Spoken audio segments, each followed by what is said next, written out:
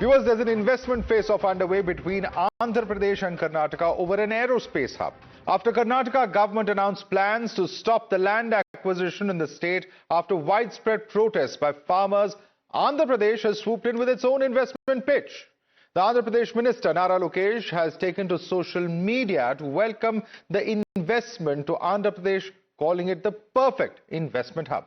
While Karnataka government has said that it was withdrawing the notification of acquiring the 1,777 acres, Andhra Pradesh said that it offers an attractive aerospace policy with best-in-class incentives and over 8,000 acres of ready-to-use land. The notification entirely is dropped. Those who want to give lands to the government for the development of the industry, we will take such lands. With consent? With consent. But shifting to Andhra Pradesh would mean shifting of crores worth of investment out of the state. The BJP is hit out at the Karnataka government, asking them to learn lessons from Andhra Pradesh on how to become an investment hub. Slamming the Karnataka government for the confusion for investors, BJP has said that such statements will drive out investment from the state. Now, the Congress party has backed Siddaramaiah and got into damage control mode. Karnataka ministers have backed the need to protect fertile farmland and ensure inclusive development, saying that space would be provided for aerospace hub, and cited Karnataka's track record to accuse the BJP of just politicizing the issue.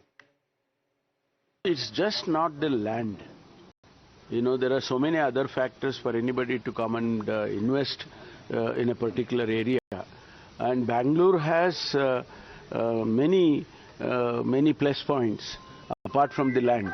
Okay, if Devanalli is, we are not able to give the land, so somewhere else we give. So we will definitely not let the other investors to go somewhere like Andhra Pradesh or like Tamil Nadu or Maharashtra, something like that. But we will definitely convince them and invest in Karnataka. But viewers, this is not the first time that the two states have locked horns with each other. Here's what has happened in the past as well. The HAL facility, we have seen Andhra propose establishing of a new greenfield facility, whereas Karnataka has dismissed these reports of a potential relocation. Whether it's the Bellary land deal, where in fact Karnataka had given 3,000 acres of land to a private firm in Bellary, there was allegation that it was given at a dirt cheap price amidst competition. There's also the question of the establishment of IIT, competition amongst the four southern states for IIT Madras's campus. And in fact, after meeting of four CMs, there was, of course, the IIT that was established in Madras. And of course, we've seen other debates as well, whether it is, the Microsoft facility or even the first US consulate. There's been constant competition between the two states, the erstwhile state of Andhra Pradesh and Karnataka as well, over the past several decades. Are we looking at a replay here? And is this essentially healthy competition between states? Join us for the debate on the other side. You're watching the News Hour at 10, debate number 1 on Times Now, Super Prime Time.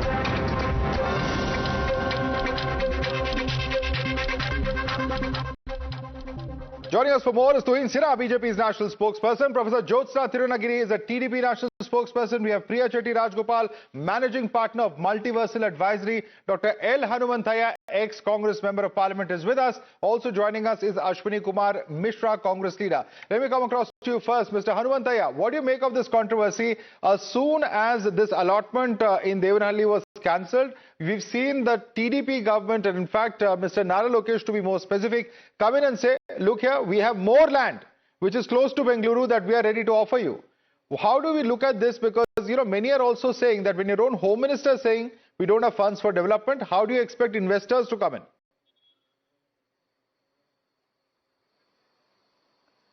No, in Karnataka is a place for investment.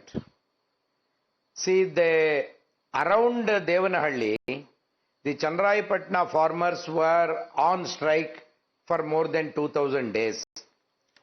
So the government acceded to their demands and said that we will cancel the notification. That doesn't mean that we will not give land for industries. And we are lot of lands around Devanhalli and little away from there to make industries. This is more fertile land where the farmers were not interested to give. They wanted to grow vegetables and other agricultural products.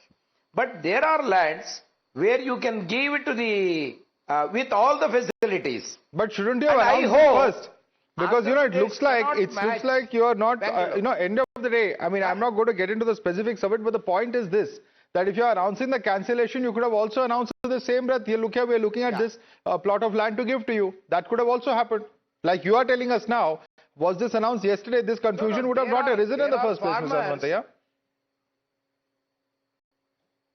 No. There are farmers who wanted to give the land to the government voluntarily. That land can be handed over to the industrialists and ask the industrial corridor to be stayed in Bangalore, around Bangalore. Where? And why industrialists are coming to Bangalore? No, where will this be? In Devanhalli or somewhere else? Around Devanhalli and Bangalore. Okay, how many acres? No, Devanhalli only. Around Devanhalli we have a lot of lands. We Yes, can give but land how to many them. acres are you willing to give from voluntarily There from are the farmers? farmers who wanted to voluntarily give the land.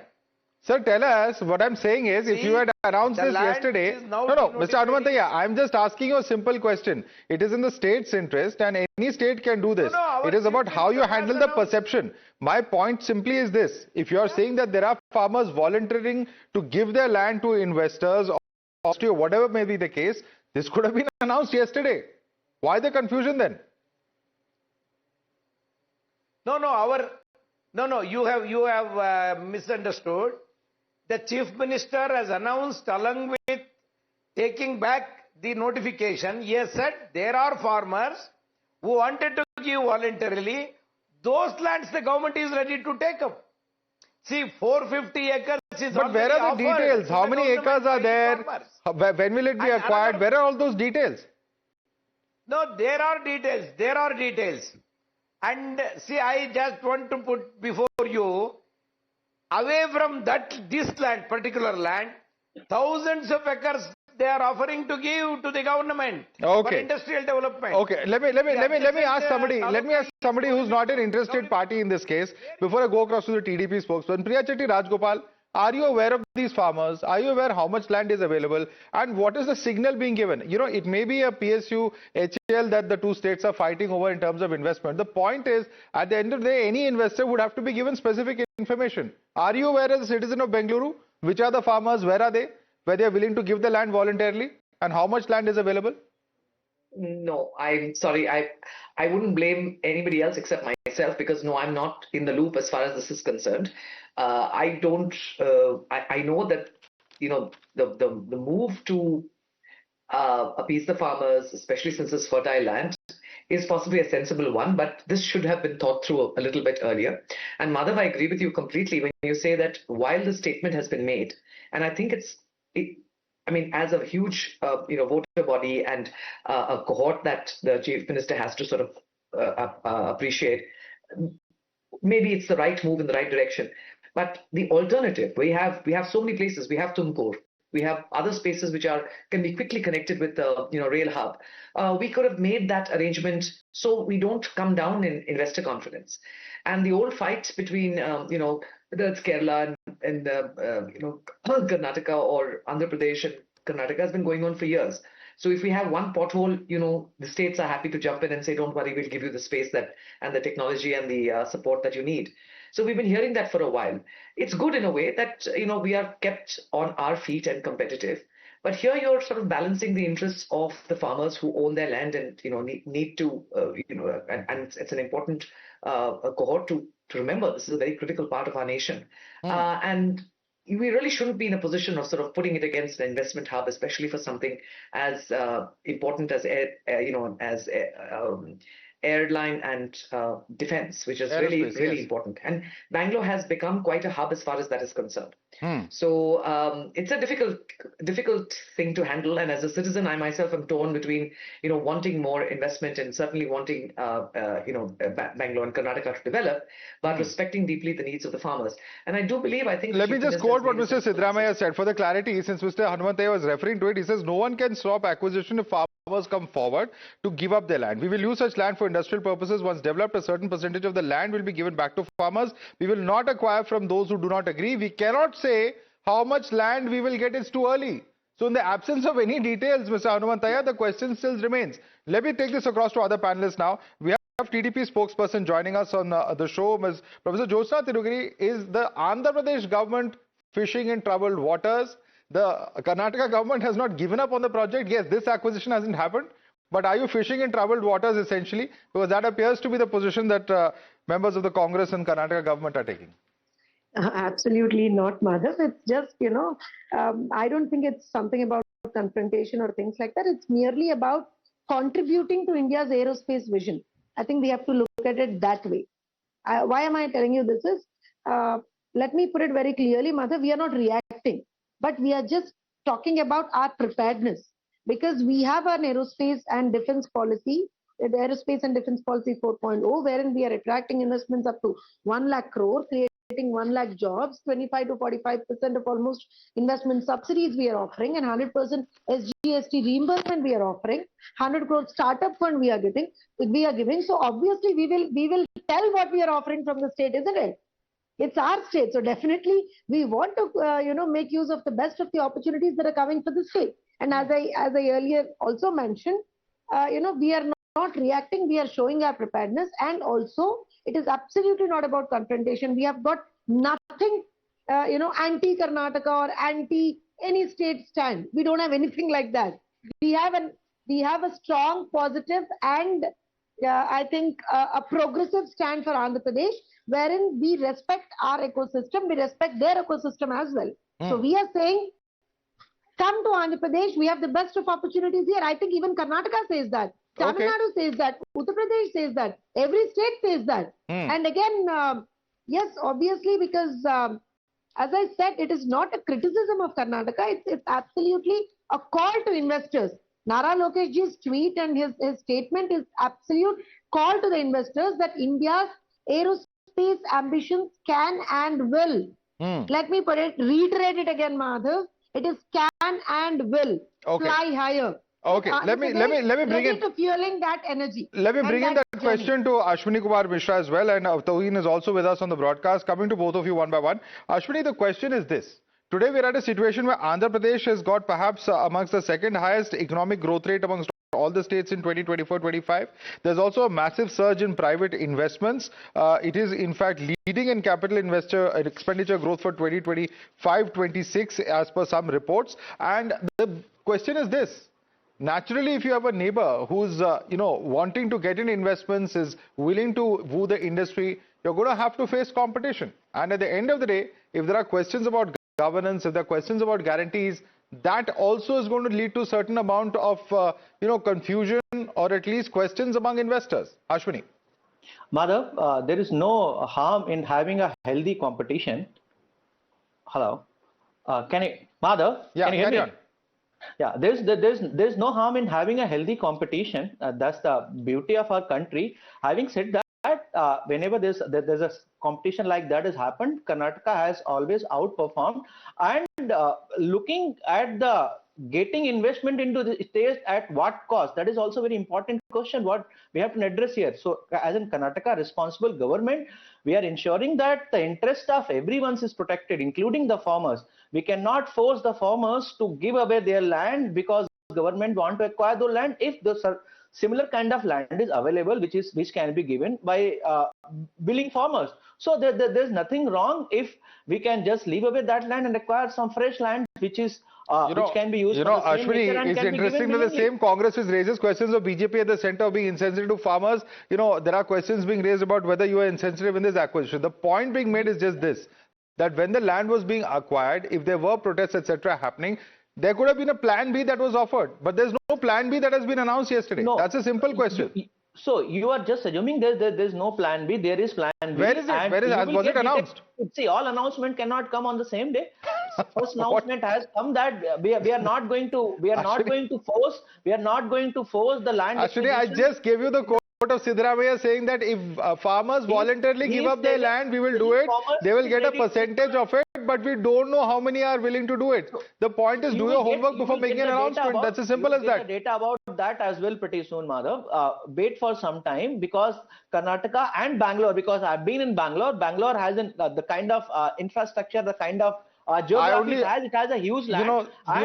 Waiting for some time may not be what the investors have in mind. They may just cross the border and go across to Andhra Pradesh. But let me bring in Tuhin Sinha on that note. Tuhin Sinha, the point is this is fair competition. It's acceptable. And, perhaps those who are criticizing the state government should wait some more time. You're too hasty. Your party is jumping the gun when it comes to the investment issue and perhaps this land acquisition issue as well. Well, good evening, Madhav. Good evening, everybody. Expediting futuristic industries in India requires a lot of political willpower and a pragmatic problem-solving approach, which unfortunately the Karnataka government has not shown so far. Please understand that the size of the aerospace economy today, the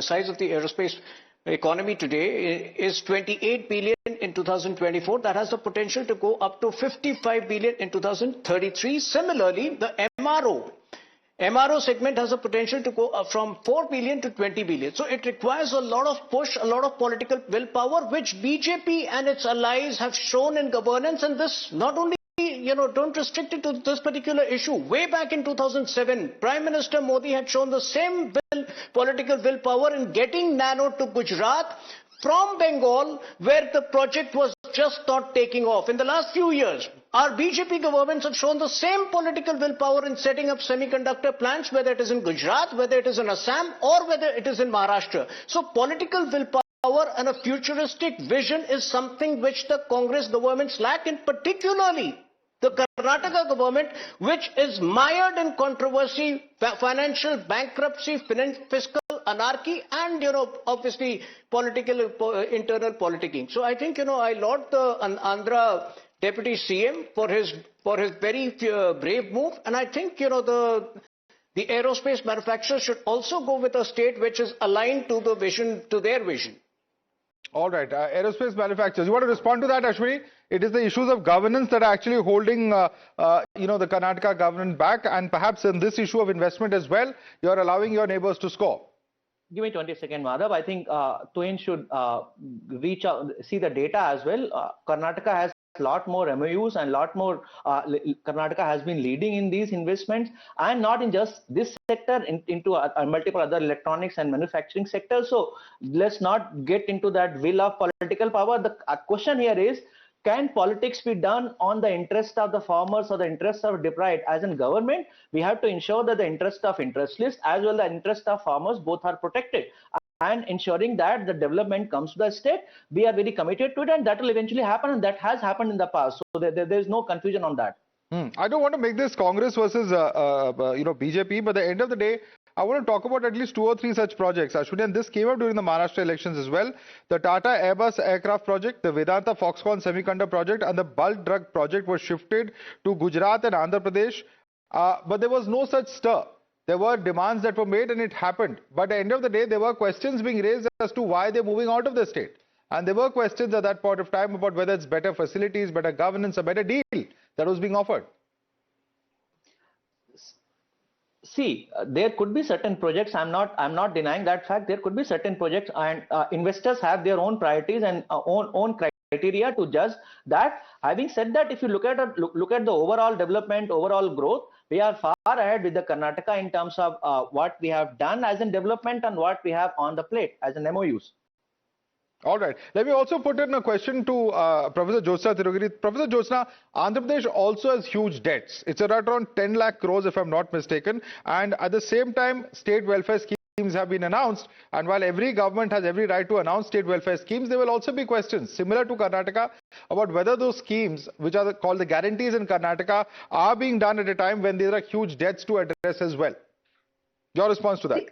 See, Madhav, we have an NDA government in the state of Andhra Pradesh, a government which is progressive, a government which thinks of welfare and development both, parallelly. That's very important. Sri, under the, leadership, visionary leadership of Sri Nara Chandrababu Naidu, this is not the first time. Even in the United Andhra Pradesh earlier also, we had such kind of situation where, the state was in debt, but still we could come out of it because of his vision and because of his working culture. I'll tell you now also, there is something called CBN effect in the state of Andhra Pradesh. Let me tell you how.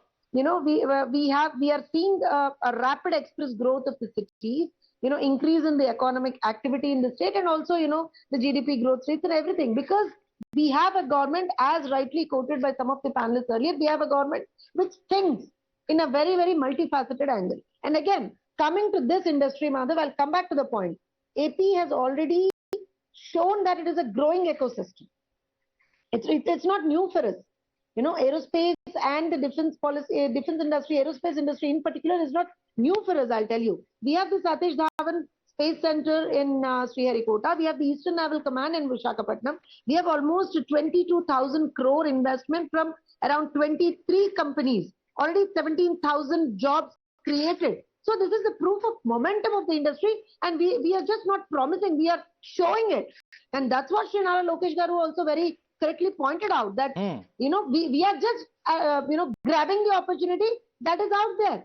So if somebody says that you're poaching from us, it's not true. It's just that we are portraying what the state is capable of, what the state is able to showcase to the rest of the world. As simple as that, Madhav. Okay, it's only what we are able to showcase. Dr. Hanumanthaya, do you agree with that argument of the TDP spokesperson? At the end of the day, I'm just quoting what Mr. G. Parmeshwar has said. He said that if you're not able to give land in Devanhalli, we'll give some other place. We'll definitely not let investors go to other states. But he has also said on the 25th of June that we don't have that kind of money for massive projects. The government has been able to distribute money from its coffers to people in the form of free food and other benefits, and he has said that, and he has later had to clarify that statement as well. The point is, if you don't have money for massive infrastructure, why will investors come into the state?